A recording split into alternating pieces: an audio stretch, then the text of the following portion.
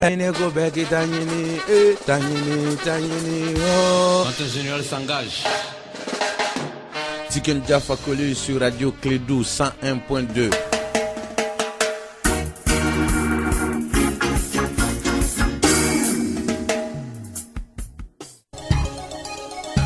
Les sports, les infos, la musique, l'actualité, le tout tamisé et servi à chaud pour vous sur Radio Clédou.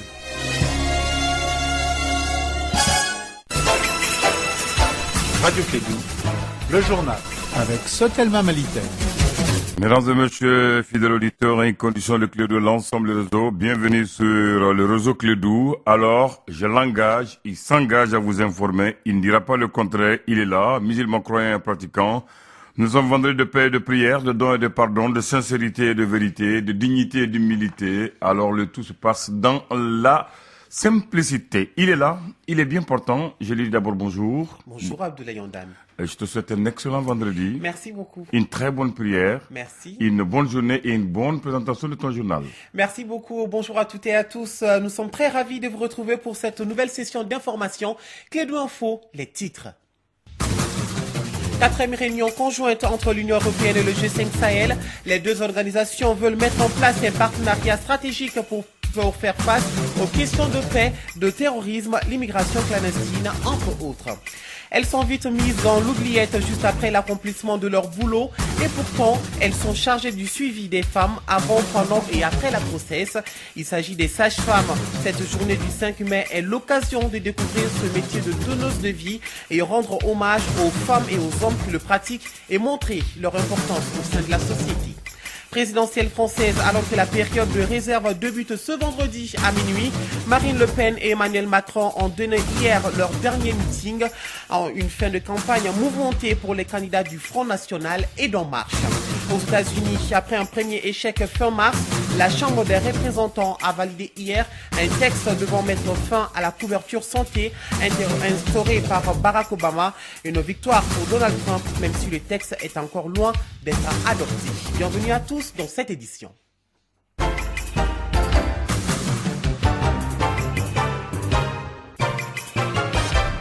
Nous ouvrons ce journal par cette rencontre de partenariat conjointe entre le G5 Sahel et l'Union européenne, ici à Bamako. Sur la table des experts, la mise en place effective de la force commune du G5 Sahel, la question de partenariat stratégique en rapport avec le développement, la paix et la stabilité, sans oublier la lutte contre l'insécurité, le terrorisme et l'immigration clandestine. Cette rencontre de 2 jours a été sanctionnée par une conférence de presse suivie par Kassim Traoré. Depuis le 6 février 2017, le Mali assure la présidence du G5 Sahel. C'est pour cela que la réunion stratégique de partenariat se tient à Bamako. Il regroupe les experts du G5 Sahel et de l'Union européenne. Pendant cette réunion, il a été question de la nouvelle force commune en gestation au niveau du G5 Sahel. Abdoulaye Diop, ministre malien des Affaires étrangères. Nous avançons très sérieusement et assez rapidement pour la concrétisation de ce projet. Et vous savez que le 13 avril dernier, l'Union africaine, à travers le Conseil de paix et de sécurité, a donné un mandat à autoriser le déploiement de cette force. Nous sommes en contact maintenant avec les Nations Unies pour avoir un mandat pour pouvoir le réaliser. Et dès le début, l'Union européenne a marqué son intérêt en train d'envisager les voies et moyens pour pouvoir vraiment accompagner les États pour faire de cette force conjointe une réalité. C'est cette force qui va prendre en charge la lutte antiterroriste, mais aussi la criminalité transnationale et le trafic de drogue organisé dans le Sahel. Angèle Losada, représentant spécial de l'Union européenne pour le Sahel. Les chefs d'état-major, les ministres de la Défense, les éléments du G5, avec l'appui du secrétaire permanent et notre appui, ont mis en marche en CONOPS, en concept d'opération, pour cette force conjointe. Ceci a été très vite et c'est vraiment remarquable dans quel sens cela a été. Nous allons appuyer, l'Union européenne appuie politiquement cette force. Nous allons voir tous les éléments pour essayer d'appuyer du point de vue financier, du point de vue logistique. La rencontre de Bamako a fait aussi le point des activités du G5 Sahel. Najim El Haj Mohamed, secrétaire secrétaire permanent du G5 Sahel. La réunion que nous venons de tenir, il faut le préciser, est aussi celle de la réunion d'un comité de pilotage technique et stratégique d'un projet d'appui de l'Union européenne au G5 Sahel qui s'est matérialisé, qui est quand même l'un des premiers axes concrets de cette coopération à travers la matérialisation d'un projet financé sur les fonds fiduciaires dont nous venons d'examiner ici les grandes lignes. Ce projet comporte un certain nombre d'activités dont le Collège sahélien de sécurité qui est basé ici même à Bamako. Cette rencontre des experts prépare la troisième rencontre des ministres des Affaires étrangères du G5 Sahel qui se tiendra à Bamako le 7 juin prochain et avec la participation de l'Union européenne. Autre actualité, les médias face à leurs devoirs et responsabilités en cette période de crise au Mali. C'est l'un des thèmes débattus à Bamako à l'occasion de la Semaine nationale de la presse malienne qui se poursuit. Un sujet d'actualité qui fait réagir les journalistes maliens. Mamadou Kane. Dans le contexte malien, le thème devoirs et responsabilités des journalistes en période de crise est un sujet qui interpelle Gaussou Drabo, ancien ministre malien de la communication. Dans ce climat où tout n'est pas compréhensible pour les populations, dans ce climat où il y a beaucoup de tensions et où il y a beaucoup de passion, il est indispensable que les médias jouent un double rôle, celui d'informer, parce qu'il y a beaucoup de rumeurs qui circulent, et celui également d'expliquer, parce que vous savez, on entre dans une ère pratiquement nouvelle où il faut changer de comportement. Bandjougou Dante, président de l'Union des radios et télévisions libres du Mali, Urtel. Si on doit se battre pour la liberté, si on doit se battre pour la démocratie, on le fait dans un pays. Et si ce pays est menacé, travailler à recoller les morceaux, travailler à faire en sorte que ce pays reste debout. Et de là maintenant, on peut véritablement prétendre faire son travail. Que pense le jeune journaliste en herbe de la question? Je suis Aïssatou Traoré, étudiante en licence de journalisme et communication à l'Université catholique de l'Afrique de l'Est. Donc en période de crise, le traitement des informations est vraiment délicat parce qu'on ne doit pas diffuser des informations qui sont fausses. Moi je m'appelle Kofi Kenouvi, je suis étudiant en licence de journalisme et communication à l'UCAO. Il ne faudrait pas balancer des informations n'importe comment en période de crise. Il faudrait voir la sensibilité de l'information et juger de soi-même s'il est bon de diffuser l'information ou pas. Aïssata Sissé fut la présentatrice vedette du journal télévisé de l'ORTM. Elle a sa petite idée sur la question en sa qualité de doyenne de la presse malienne. Ça se passe comme ça ne devrait jamais se passer. Parce que quelquefois, il y a des articles qui sont commandités, moyennant le matériel. Et c'est vraiment dommage. Il faudrait que les journalistes pensent à ça. Qu'ils se disent, cet événement se passe dans mon pays. Qu'est-ce qui va se passer après cet événement? Et si j'écrivais dans tel ou tel sens, quelles vont être les conséquences? Il faut toujours penser aux conséquences de ce qu'on écrit, de ce qu'on dit. Devoir et responsabilité des journalistes en période de crise, une question qui alimente par les temps qui courent les discussions au sein de l'opinion publique malienne. Tout à fait autre chose. Dans ce 7h, 6000 étudiants de la faculté des sciences économiques et gestion FSEG continuent de suivre normalement les cours alors que le mouvement de grève illimité des syndicats d'enseignants supérieurs se poursuit. L'administration de la FSEG a tiré les conséquences des différentes grèves qui se sont déroulées mieux avec le système LMD. Les étudiants doivent évaluer au même moment que leurs camarades de la sous-région. Kassim Traoré est allé voir le déroulement des cours à la FSEG, suivant son reportage. Malgré le mot d'ordre de grève illimitée du SNESUP, à la faculté des sciences économiques et de gestion, unanimité a été faite de continuer les cours. Amadou Maïga, maître assistant. La FSEG, quand les enseignants avaient fait peut-être une grève de 72 heures, je crois que le doyen Papa Kanté aussi avait observé cette grève de 72 heures. Mais quand il s'agit d'aller en grève illimitée, et c'est vraiment là qu'il a dit que s'il part en grève illimitée avec l'effectif pléthorique qu'il a, alors la FSEG risque de ne pas s'en sortir. Parce que vous savez, au niveau de l'enseignement secondaire, il y a eu une réforme qui fait qu'à la FSEG, il y a plus de 5 filières de formation du lycée qui viennent à la FSEG, à savoir la terminale sciences économiques, la terminale sciences biologiques, la terminale sciences exactes, la gestion commerciale, la finance comptabilité. C'est pour éviter la gestion pléthorique des étudiants qui viennent après le bac que les enseignants et l'administration n'ont pas voulu suivre le mot d'ordre de grève illimité. Djibril Samake, enseignant. On s'attend encore pour la rentrée 2017-2018 à un effectif avoisinant les 7000 étudiants. Pas si les cours ne se faisaient pas normalement. Les 6000 étudiants qui sont là, plus près de 7000 qui viendront se greffer à cet effectif-là. Rien qu'en S1, on ne va pas s'en sortir. Et entre S2 et S3, il y a 3000 à 4000 qui végètent. Sans compter les troisième années classiques et les quatrième années classiques. Ce sont près de 2000, 3000 étudiants aussi. Donc c'est trop. Grâce à la clairvoyance du doyen de cette faculté, difficultés, les étudiants ont décidé de poursuivre les cours. Mamadou Boiré, secrétaire général du comité AIM de la FSEC. Chez nous, actuellement, les cours sont en train de continuer malgré les professeurs sont en grève. C'est grâce à l'effort de l'administration de la FSEC. Et nous, quand même, en tant qu'étudiants, c'est que nous, on sollicite qu'on finisse normalement avec nos programmes, qu'on ait au maximum de formation. Tout ce que nous, on réclame, c'est notre droit qui est les études, que les cours continuent normalement. C'est dans une parfaite harmonie que les cours se poursuivent et sans problème au niveau de la faculté des sciences économiques et de gestion.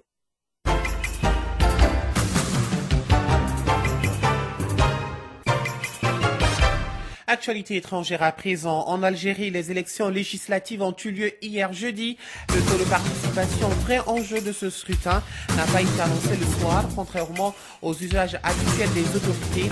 À 17h, la participation était de 33,53% selon les autorités. En 2012, ce chiffre avait atteint 43%. Énième revers en Afrique du Sud pour le président Jacob Zuma. La justice a donné raison à l'Alliance démocratique, le premier parti d'opposition qui avait lancé un recours pour forcer le chef de l'État à s'expliquer sur son remaniement ministériel controversé le mois dernier. Jacob Zuma doit désormais produire rapidement tous les documents justifiant cette décision. Présidentielle française, je vous l'annonçais dans les titres, dernière interview pour les radios, dernier plateau télévisé. Marine Le Pen et Emmanuel Macron entament ce vendredi leur tout dernier jour de campagne. La période de réserve qui interdit aux candidats et à leur soutien de s'exprimer dans les médias audiovisuels débute en effet à minuit, a rappelé le César. Marine Le Pen s'est rendue hier dans la Somme pour son dernier meeting de campagne, une campagne qu'elle a conclue comme elle avait commencé en septembre dernier par une réunion publique en plein air dans un petit village. Et Emmanuel Macron, lui, a choisi Albi, où il a un peu improvisé un discours de fin de campagne entre enthousiasme et gratitude.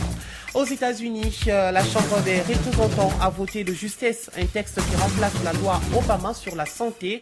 Les républicains ont dû négocier des semaines pour parvenir à obtenir les voix nécessaires à ce vote. Le vote a été très serré, 217 voix pour, 213 contre. Le Parti conservateur est divisé entre l'extrême droite qui voulait tout simplement anéantir l'Obamacare et les modérés qui souhaitaient conserver les principales mesures de la loi.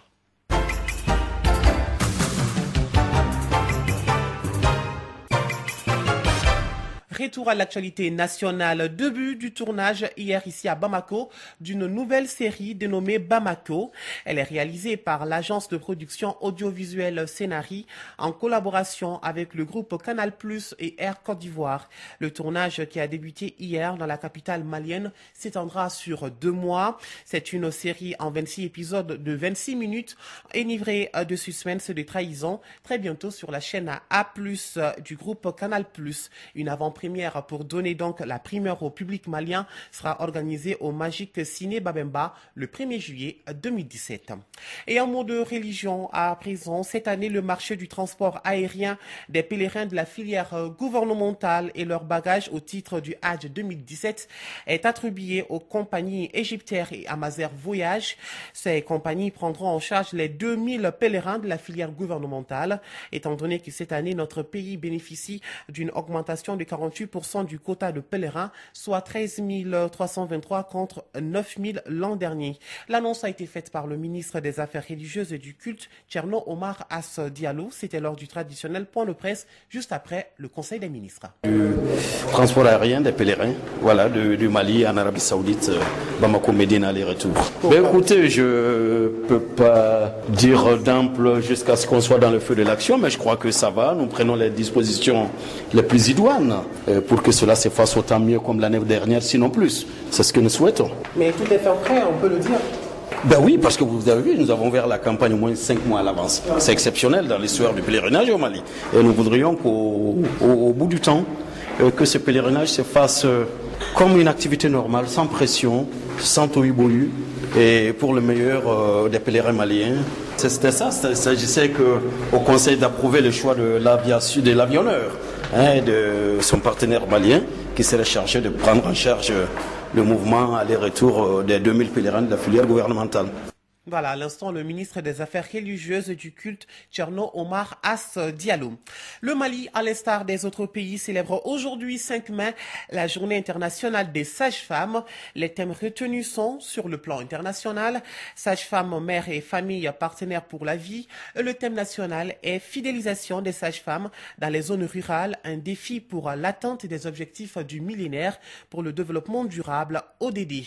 Et c'est dans ce cadre que nous recevons ce matin comme invité la présidente nationale de l'association des sages-femmes du Mali, Yalkouye Awaguindo. Elle est interrogée par Fonta Diakité. Bonjour madame. Bonjour madame. Vous êtes madame Yalkouye Awaguindo. Vous êtes la présidente de l'association nationale des sages-femmes du Mali.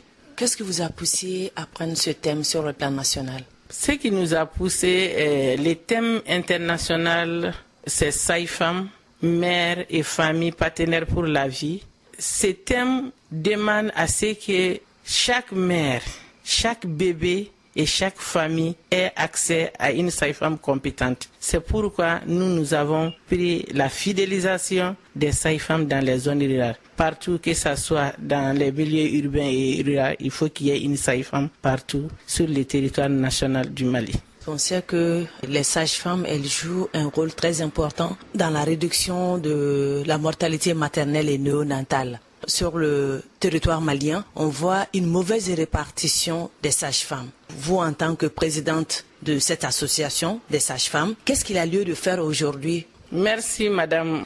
C'est pas au Mali seulement, c'est dans la sous-région. Mais nous, en tant qu'association, depuis une vingtaine d'années, nous sommes en train d'appuyer le ministère de la Santé en mettant des stratégies sur place. On l'a fait dans les districts de Bamako, en appuyant à l'époque les SESCOM par les sages-femmes compétentes. Et aujourd'hui, avec le ministère de la Santé, on a élaboré un plan d'action qui va permettre à ce que les sages-femmes de Bamako quittent pour aller travailler dans les zones difficiles et dans un système de rotation.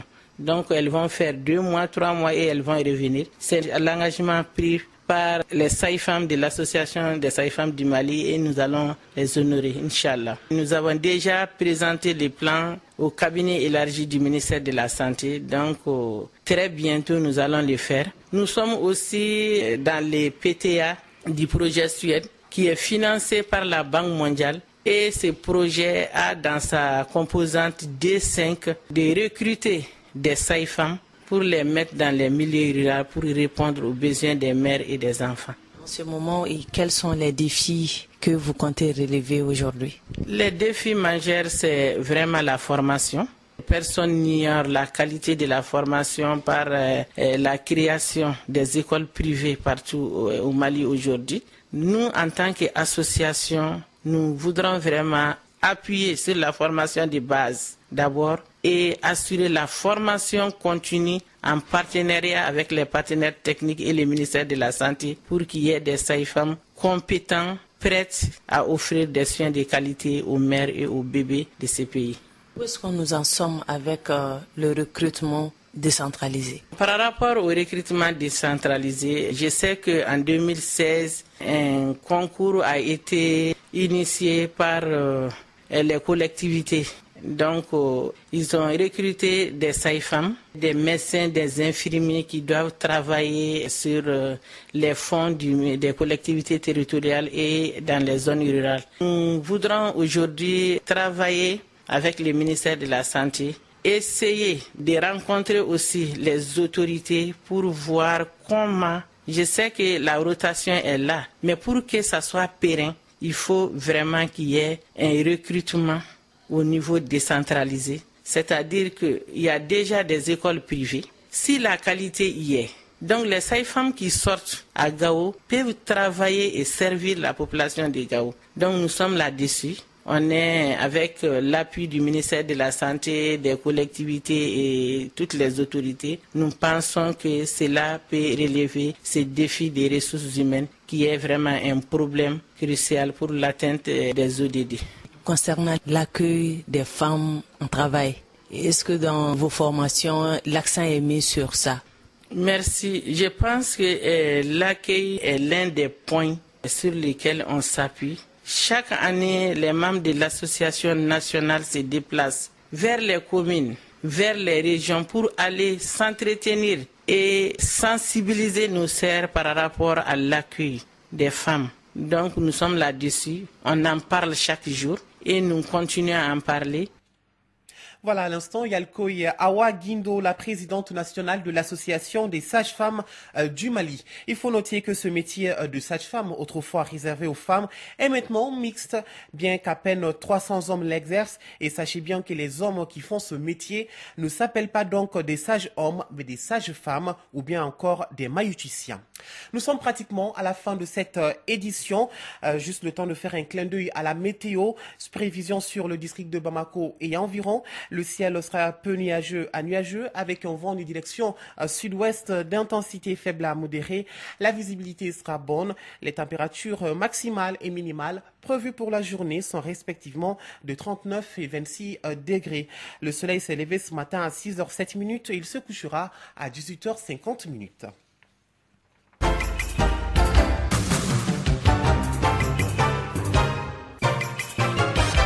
Voilà, nous sommes dans le temps, il est 7h20. Vous avez rendez-vous avec Sekou Kone à partir de 7h50 pour l'actualité sportive. Fin de ce journal, mise en monde par Abdoulaye Ondan, présenté par Moussa Papa Aïdara. Merci à vous de l'avoir suivi.